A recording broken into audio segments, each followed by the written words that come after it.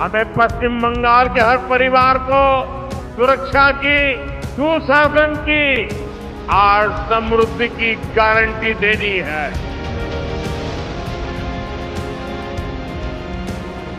हमें पश्चिम बंगाल को उसका पुराना गौरव लौटाना है।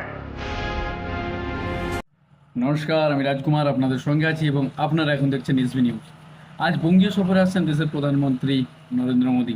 এর আগে তিনি যখন আলিপুর দুয়ারে এসেছিলেন তখন তার ভাষণে শোনা গিয়েছিল অপারেশন সিন্দুরের মতো কথা। কিন্তু আজকের ভাষণ থেকে কি শোনা যেতে পারে? বঙ্গীয় সফরে আসার পেছনে তার রাজনৈতিক উদ্দেশ্য কি 2026? हमें पश्चिम बंगाल के हर परिवार को सुरक्षा की, सुशासन की और समृद्धि की गारंटी देनी है।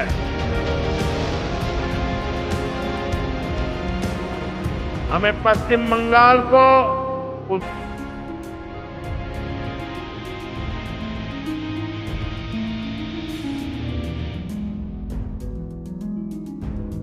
নমস্কার, আমি রাজকুমার আপনাদের সঙ্গে আছি এবং আপনারা এখন দেখছেন এসবি নিউজ।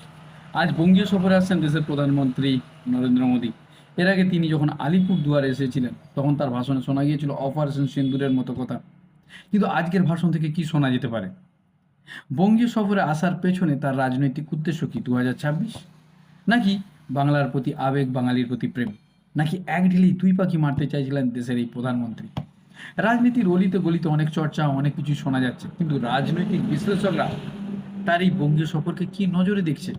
বাংলা বা বাঙালিরা তার এই সফর থেকে কি লাভ বা লোকসান পেতে পারে? মূলত 5,500 থেকে 6,000 কোটি টাকা বরাদ্দ হতে পারে এই বাংলার জন্য, বিশেষ করে দুর্গাপুর শিল্পাঞ্চলকে নতুন করে গড়ে তোলা এবং তাকে পুরনো গৌরবে ফিরিয়ে দেওয়া, তাকে পুনরুজ্জীবিত করা হতে পারে তার এই প্রকল্পের মাধ্যমে। আসুন তার ভাষণে কি কি শোনা যেতে পারে।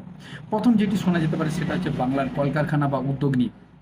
বামফ্রন্টের আমল থেকে আজ পর্যন্ত তৃণমূলের সরকার পর্যন্ত, যদিও কয়েক মাস বাকি আছে, বাংলায় তেমন করে বিশেষ কোনো কলকারখানা গড়ে ওঠেনি। তার বদলে একের পর এক কলকারখানা এখান থেকে অন্য রাজ্যে চলে গিয়েছে, স্থানান্তরিত হয়েছে।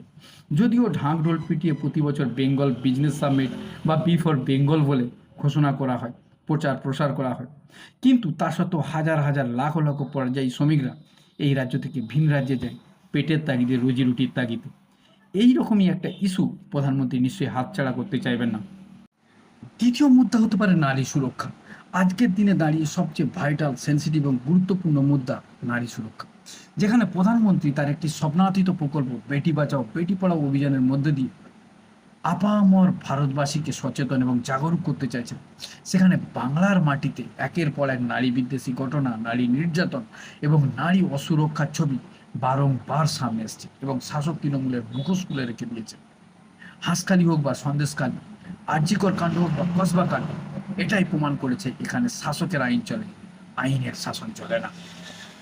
যে স্লোগান দিয়ে বাংলার নিজের মেয়েকে চাই বলে দিদি ক্ষমতা এসেছে, আজ সেই মেয়েরাই বাংলার নিজের মেয়েকে চায় না বলে দিদিকে ক্ষমতাচ্যুত করতে চাইছেন। 3 নম্বর, শিক্ষা দুর্নীতি।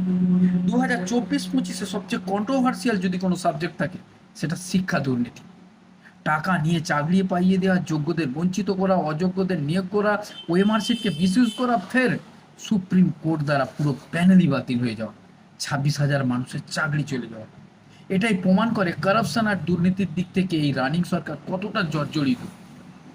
আর এইরকম একটা ইস্যু নিয়ে প্রধানমন্ত্রী তার ভাষণে ধারালো অস্ত্র হিসাবে ব্যবহার করতে পারে। আসলে দুর্নীতিমুক্ত বাংলার কথা বলে বা এইটাকে হাতিয়ার করে মাননীয় প্রধানমন্ত্রী বাংলায় 2026-এর বৈতরণী পার করতে চাইছেন এবং নিজের ছবিও পরিষ্কার রাখতে চাইছেন। আপনাদের কি মনে হয়? কমেন্ট বক্সে লিখে যাবেন এবং দেখতে থাকুন এসবি নিউজ। নমস্কার।